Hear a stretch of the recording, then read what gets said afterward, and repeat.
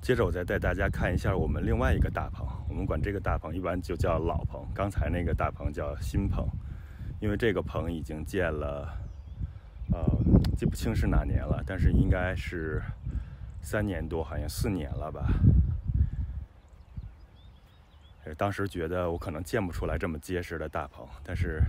可能这个3年多4年过去了，觉得还可以，感觉这个棚应该还能撑几年。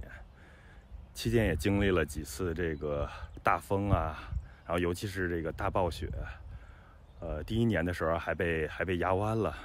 然后后来又恢复了，因为是这个 PVC 材料的嘛，就当时还是弹性比较好的。然后后来我为了防止再有大雪的话，然后中间加了那个这种育苗架子，然后如果雪压下来的话可以撑一下。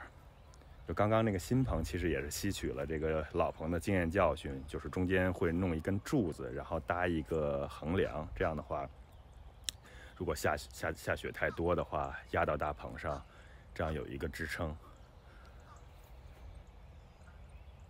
然后我们还是来看这个大棚里边的菜吧。这个老棚可能就比较乱，因为我们没有怎么整理，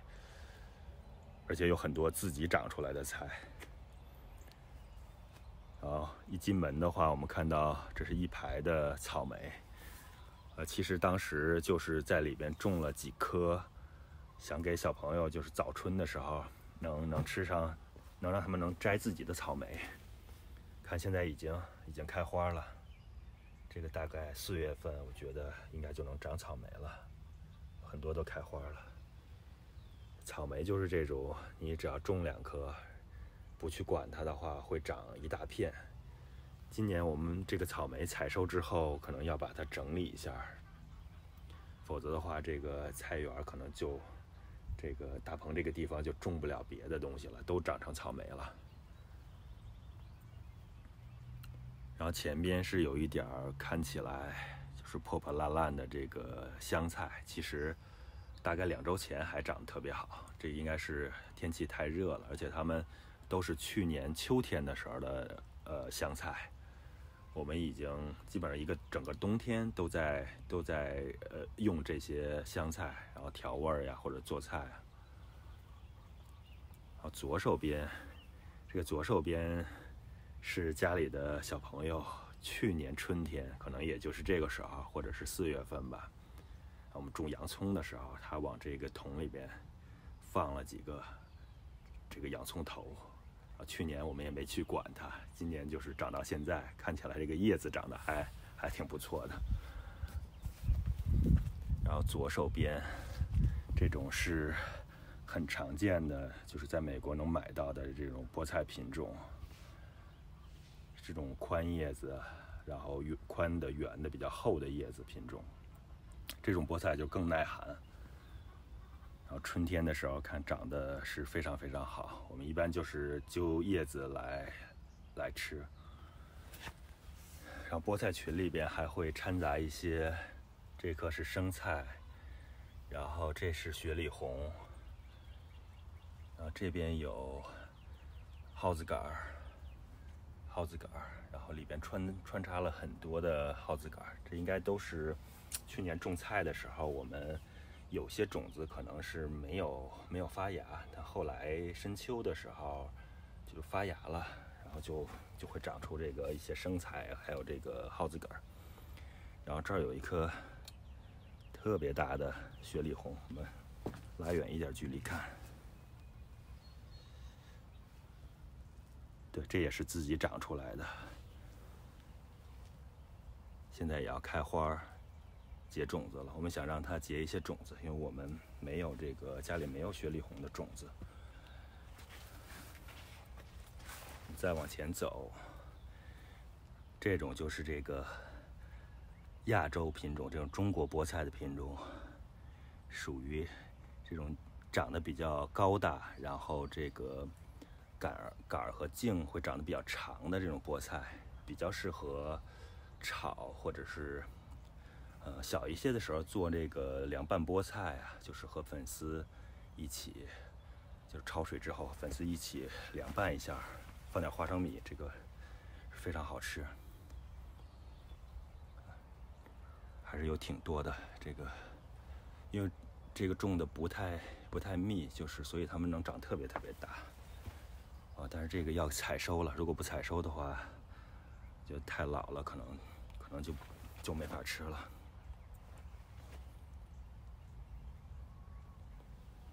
然后我们这边，看这些是今年春天的时候自己长出来的香菜。我们一般就是会在这个棚里边留那么几颗香菜，然后它自己会开花结种子，然后最后我们其实经常也不会去管它们，最后可能收一些种子，然后剩一些种子它就自己散落在地上，然后这个气温呀、湿度啊合适的时候，它们就会陆续发芽，然后就会长出一些香菜。基本上就感觉像是一个这个有机生态循环一样嘛，这个 ecosystem， 你感觉就是一年四季就是不用我们管，我们总是能采收一些香菜，然后这些种子也很配合，都是不同时间，然后会陆续的发芽，然后长大。看这些这些香菜现在就是正好采收的时候，特别嫩。然后它们长起来刚好在前一批香菜已经长老或者长得已经不太好的情况下，然后我们相当于又有新的香菜能够替换了。这个菠菜长得已经把路堵住了，太大了。我们看前面远处的这一片，他们是去年深秋的时候直播种子种的茴香。这个应该是差不多可以采收了，但是它的叶子有点发黄，就现在看起来茴香这个跨年就入冬前播种，第2年采收，可能效果不是特别好吧。应该还是早春去撒播种子，然后可能到4月份收获的时候，就是特别鲜嫩，然后感觉特别好。这个就是怎么说呢？就是能早一点能吃到茴香，但是品质肯定是按我的要求就不太好，比这个春天种的要差很多。但我估计把这个干掉的或者是一些黄叶子给它弄掉之后，剩下的如果做茴香馅饼啊，或者是包饺子包包子，应该也还是不错的。就是对于喜欢茴香的人来说，这个能早点吃上茴香也是不错的。我们可能很快还要撒一批茴香的种子，这样的话大概应该在5月份5月初或者4月底，大概还能有点收获。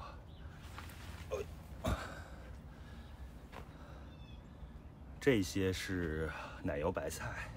就是原本是长得特别好的，这些都是我们冬天整个冬天这个大概3个月，这是我们主要的蔬菜来源之一。还有前面一会儿要说的那个这种上海青也是，就是它们比较耐寒，而且冬天的时候其实长得特别好。我们会在这个大棚的里边再做一个小棚，这种小拱棚，然后给他们提供额外的保暖。这些也是就是入冬前深秋或者入冬前直播吧，撒一些种子，然后他们会长一些那个小苗出来，因为小苗不是很怕冻，然后就冬天的时候基本上就能长出一些形状就是还可以的，然后到早春的时候会长得就是特别的好。但是现在天气因为太热了，而且生长期可能也是太长了，所以这些基本上就要开花了，然后品质也不是特别好了。不过我们种太多了，就是觉得可能冬天缺菜会能吃掉很多，但其实根本吃不掉的，这个种太多了。这个上海青基本上我们看，其实我们都已经采摘过了啊。现在开出的这些花都是从这个采掉的这个侧面又重新长出的这个芽点，然后这个抽出来的新的茎开花了。所以其实这一片我们已经在春天前已经采摘完了。然后这几棵是当时留下来的，已经开花了。然后里边还种了一些这种散叶的芥菜，这也是春天的时候移栽过来的。然后我们刚才那个新棚里边，当时没什么地方了，就在这些空档找个地方把它放了。然后回头我们把这个找点时间把这些基本上已经不要的这些采收过的菜把它清理一下，然后这些芥菜应该就能长好了。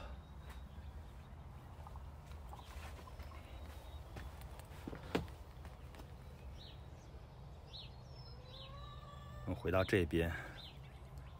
我们这里有一盆栽的韭菜，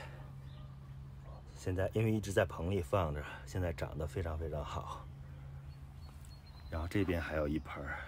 这盆韭菜应该是长得，现在长得可能不太好了，因为有点缺肥了。我这次在割完之后要给它一些肥料，但是我们其实在今年已经割过2次了，就是还是冬天的时候，可能天气稍微暖和一点就割了，然后大概3周前吧，可能又割了1次。这个冬天也能吃上韭菜了。然后这棵开花的，这个是娃娃菜，然后我们也是去年入冬前吧移栽到这儿的，现在就让它开花，然后等着收种子了。然后我们看这里，这个是去年冬天就入冬的时候撒了一些葱的种子，然后它们应该在进入寒冷的时候，当时应该是长出了那个小的葱苗吧。这个大概1周前还不是很大，现在已经长这么粗壮了，就是长得挺好的。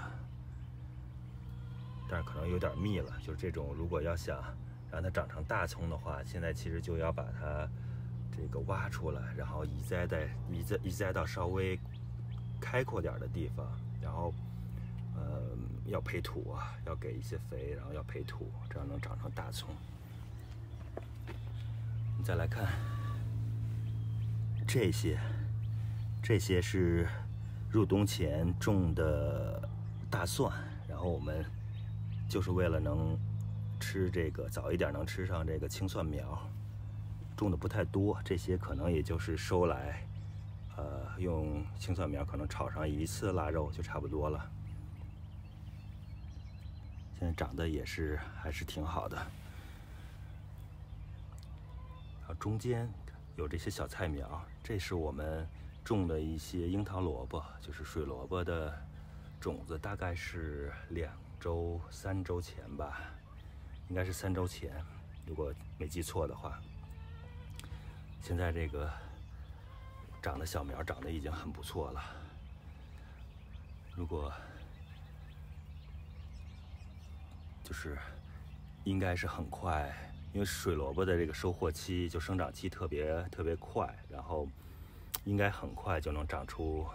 这个萝卜，然后应该就能采收了。我觉得应该是不会超过3周吧，但是一般这个天气冷的时候可能长得慢一些，预计就是应该过3周应该就可以采收了。这边有几棵娃娃菜，这个也是当时剩下的苗移栽过来的。本来这一片是去年入冬前移栽过来的茴香，就是当时这个茴香苗长得已经挺大的了，然后结果就是基本上都被冻死了，没有冻死的长得也不太好，所以这个茴香还是就是想越冬的话，还是像刚才前边那样，就是要给它用种子散播，然后保护一下，等着这个春天可能能采收，然后就不要让它长太大，然后移栽让它过冬，这个感觉应该是不行的。可能最好的方式还是春天，就是早一点种，就是春天长出来的会更鲜嫩，应该是更好吃。这里边还有一些就是也是后来移栽过来的，这应该还是撇兰，然后芥菜、娃娃菜。我们这里边呢，这还有一些这个架子上还有一些等着移栽的菜苗，这个我们已经放这儿有一段时间了，这个芹菜都有点发黄了，我们一直没有时间移栽，这个争取这周把它移栽到地里吧。然后这边有一些中国大葱，还有一些这个 leek， 就是美国的这种韭葱，就这些苗也是要移栽的。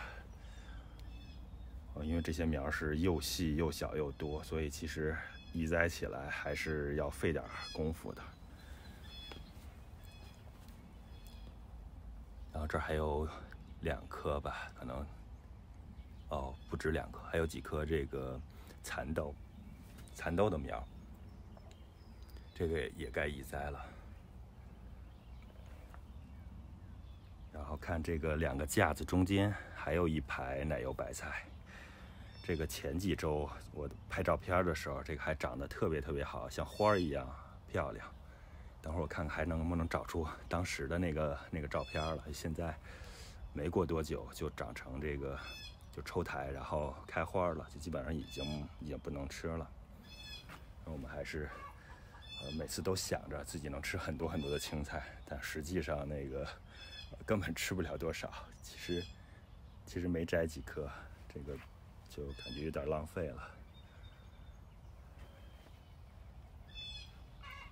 然后这一片还有一些芹菜，这些芹菜也是去年入冬前，就是把这个芹菜苗，当然是长得还比较大的芹菜苗吧，就移栽过来的，然后稍微保护一下，也是里边又加了一层这种无纺布，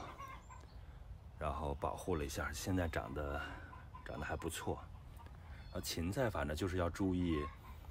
不能让它旱着，就是一定要给它充足的水，然后给它肥，给它水，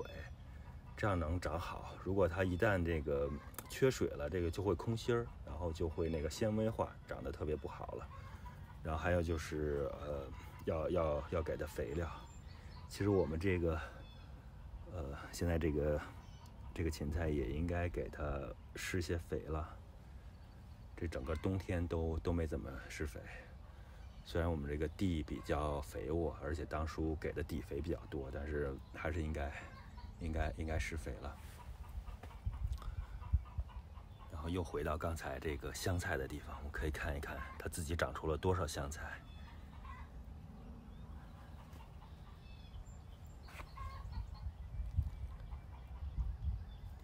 这边还有些芹菜。好，又回到门口的草莓的地方了。我看到了一条蚯蚓，看土地比较肥沃，然后这个有机质比较多的话，就会有很多蚯蚓，然后有很多蚯蚓又会改良土壤，所以是一个良性的循环。就是想种有机种植的话，就是应该，如果你看到地里有很多蚯蚓，那就是基本上成功一大半了。然后像那种非有机，比如说你要是施很多化肥呀，然后还有这个像很多 commercial 的这种商业种植啊，会打农药啊这种，那这个生态基本上就被破坏了。然后地里应该很少会看到蚯蚓，然后用化肥的话，这个土地会板结，会越来越贫瘠，然后这个你看到的就是蚯蚓没有了，或者变少，或者没有了，但实际上那个整个微生物啊，还有土壤的结构就都被破坏了。所以我们个人种植就是还是应该尽量这个不用化肥，或者说如果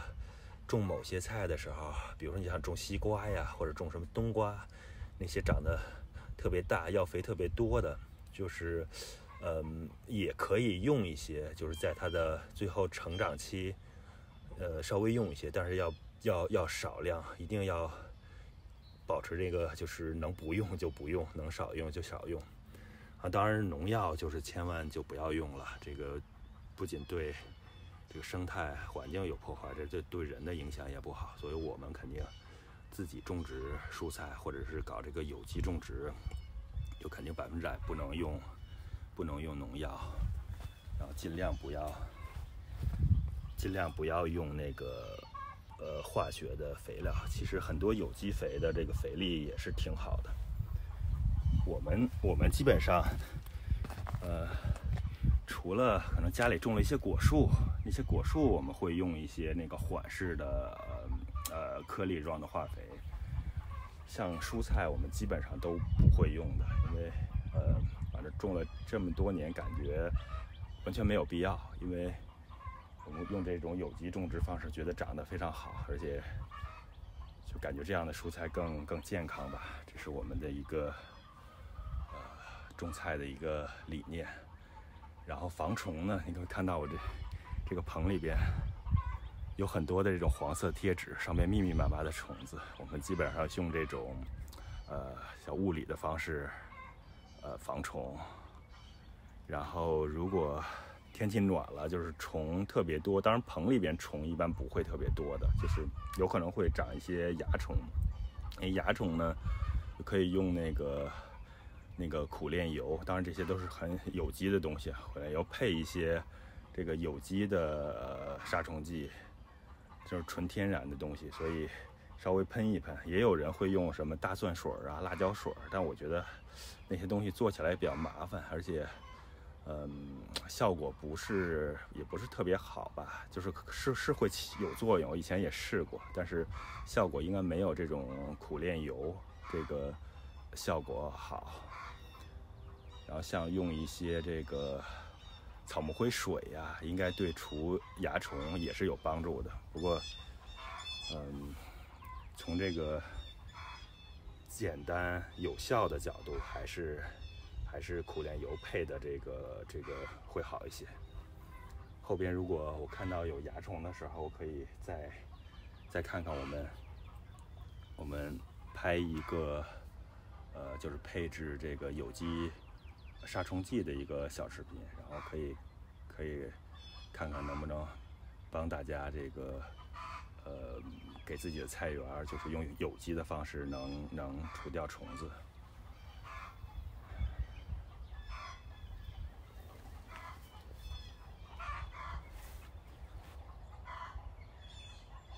好了，今天这个大棚参观就到这儿吧。反正站在菜园里的感觉就是特别好，看一会儿就是鸡咯咯哒哒的叫，然后远处都是各种各样的鸟叫的声音。而每次在这个菜园里转一圈之后，这个心情都是特别好。尤其是这个上班工作一天，就开了一天的会呀，或者写了一天的程序呀，或者是跟这个各个什么管理层啊、各个方面啊、跟客户啊扯皮了一整天之后，如果跑到菜园里干会儿活啊、出汗，然后看看这个特别绿的菜啊，再听听这个树林里边的鸟叫啊，这感觉一下这个心情就好很多了。这也是这个我们种菜的另外一个理由吧，就是能够让这个心情特别好。我估计应该是常在菜园里转或者种菜的话，应该是不太容易得这个抑郁症的。我觉得对治疗这种抑郁啊，肯定是效果特别好。这个就是不管有多大的这个难处啊，或者是心情多低落啊，就来菜园里边转一圈，然后流汗，这种感受一下这种大自然，反正这个所有的这个不好的心情就基本上都烟消云散了，然后第二天可以接着元气满满的上班啊，然后工作呀，这个感觉还是不错的。